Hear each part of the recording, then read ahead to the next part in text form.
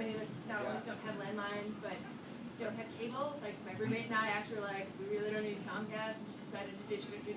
So we're not going to get any of that. But I was surprised when I saw that they did kind of add this cycle. I'm not sure if you guys did that in 2013 or 2012, but I'm just curious about the long-term plans. Do you want to divulge any of that? No, it's an excellent question. I'm happy to address it directly. We ran ads in North Carolina, Colorado, and Louisiana so far. Specifically, we don't have any plans yet for what comes next in terms of our paid advertising campaigns throughout the rest of the year. We did those ads because there actually is really good evidence that young people watch live television on certain stations, right, in certain geographic areas. And so we knew that we could reach a group of young people that way. That said, what is not yet clear is as far as efficacy, are online ads more effective, right, per dollar to winning the hearts and minds of young Americans, or are TV ads more effective? And is there maybe a proper mix between the two that would be most effective? So a lot of what we're doing is experimenting and learning how do we get our message directly to young Americans. So behind each of those TV buys was also a very robust online buy where we were targeting very specific people who we knew wanted to hear the message of freedom.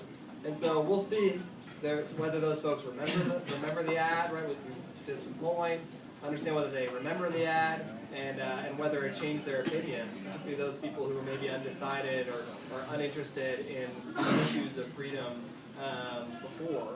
And so we'll see. But I think there's a very real possibility that TV is a real loser for winning over young Americans. But there's also a possibility that we can win over a lot of young people. And maybe we find out that 28 through 34-year-olds still watch live TV, and those younger don't. But we ran those ads, a lot of them were during the World Cup and during the Bachelorette. Right? So we're going to get a lot of you touched on an interesting point about the 25 to 29 demographic going from college, whereas 18 to 24 were going for functionality. Yeah. Interestingly enough, the same actual voters that voted for Obama.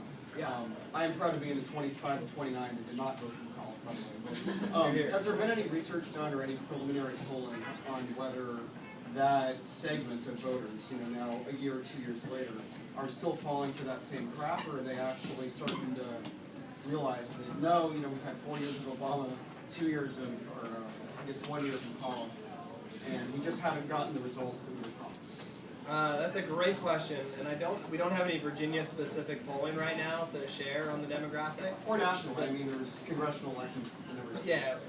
Oh, absolutely. So one of the bigger national public polls that I would share first is the Harvard Institute of Politics poll. So look at 18 to 29-year-olds. You guys familiar with this poll?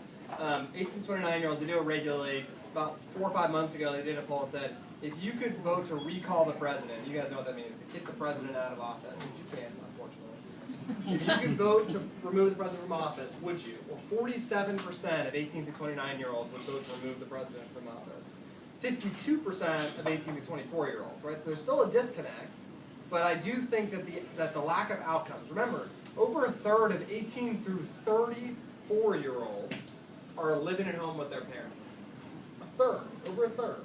Right? It's like 36% now. The effective unemployment rate for 18 to 29-year-olds is 15.5%. The number of college grads graduating this year from college that could find a full-time job, 20%. This is in danger. We live inside this sort of a bit of a DC bubble, right? Where this community and this economy still is somewhat thriving because we're stealing money from everywhere else and putting it here and earning it instead.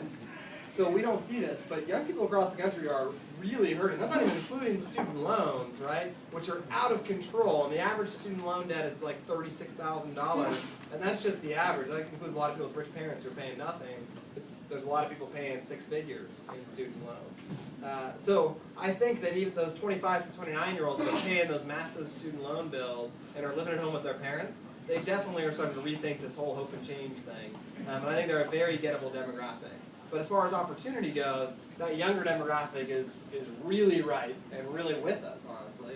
That slightly older demographic, there's opportunity to connect with them on a message of freedom. But you guys know this intuitively, right? It's really hard to be like, I had an Obama bumper sticker on my car and a sticker on the back of my laptop, and like I was all in for hope and change, and then to be like, oh, actually, changed my mind, like I love freedom. You know, so, so I think, what's that? I said freedom is good. Yeah, freedom is good, I agree. Freedom good, government bad. That's like our mantra at Generation Number 2. So I think that we're seeing some movement, but not as much as we're seeing the opportunity with that younger cohort. What's the strategy on Medicare? I mean, once Obamacare kind of blows over, I mean, it won't blow over, but you know, once we sort of get past this debate, I mean, what is Generation Opportunity going to say about Medicare? Because that's really what's going to get us. Well, politicians are perpetrating a war on youth in Washington, right? We hear all these phony wars, like a war on women and everything. I know everyone's sick of hearing war on X, right?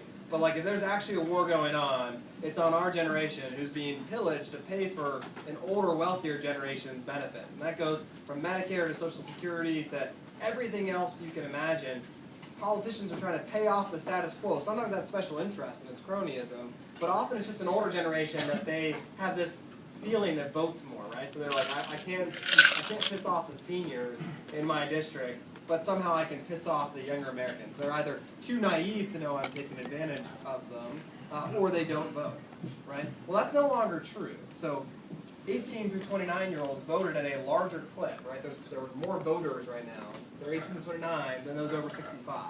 Right? So we were 19% of the electorate in 2012. Baby boomers and 65-year-old and over, they were only 18% of the overall voting electorate. So we actually were a significant voting bloc. So I think we can mobilize, and when we do mobilize, we have to push back against this idea that Medicare can't be touched, right? Because it's simply unsustainable, and our generation knows it. The Republican Party put out, I thought, Alex Smith and her team with the college Republicans are doing a fantastic job. They put out a really great report right after the 2012 election, and it showed that something like 86% of young Americans support immediate entitlement reform, right? That's regardless of political party, whatever. They're just like, yeah, our generation's getting stuck with the bill. Like, reforming them now is probably a pretty good idea before the problem gets even worse than it is today. So I think there's a real opportunity to talk straight with young Americans. Because, when we got retirement advisors telling us, there's no way Social Security is going to be there, so you better plan your retirement around Social Security. We're like, okay, well, maybe you should fix that. Like, that sounds like a liberal, right? Like, okay, I want Social Security, I'd probably fix it now. So I think, generally speaking, we've got a real opportunity. As far as the specific reforms, I helped Senator Paul. I did healthcare policy. That's my main background. I helped him write the Congressional Healthcare for Seniors Act to put every senior into the same plan, literally the same plan, federal employee health benefits plan that members of Congress have. But there's all kinds of reforms that would actually create real competition and choice in healthcare. It would be a great step in the right direction. The Generation Opportunity will be helping to promote the honest efforts to reform Medicare to create a better future for America. Closing remarks? No, I think this is a fantastic group. I hope each and every one of you is sufficiently inspired to win over the younger generation. You connect with Jeff Scully and Nicole Smalett on our team to get involved with what we're doing here in Virginia, and that you help to fight for the future of our country by engaging the younger demographic. This is a really awesome and amazing group.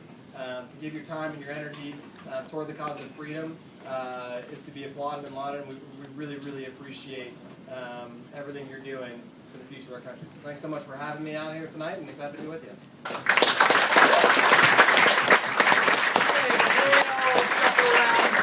Make sure to take care of Allie at the bar.